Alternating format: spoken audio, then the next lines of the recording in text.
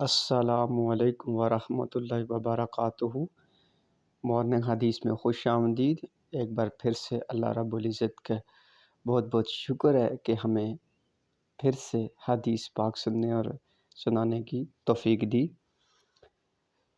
حضرت ایاز رضی اللہ تعالی عنہ روایت کرتے ہیں کہ ایک دن رسول اللہ خطبہ دینے ہمارے درمیان کھڑے ہوئے اور فرمایا، اللہ تعالیٰ نے مجھ پر وحی کی ہے کہ تم سب تواضع اختیار کرو، حتیٰ کہ کوئی شخص دوسرے پر فخر نہ کرے اور کوئی شخص دوسرے پر زیادتی نہ کرے۔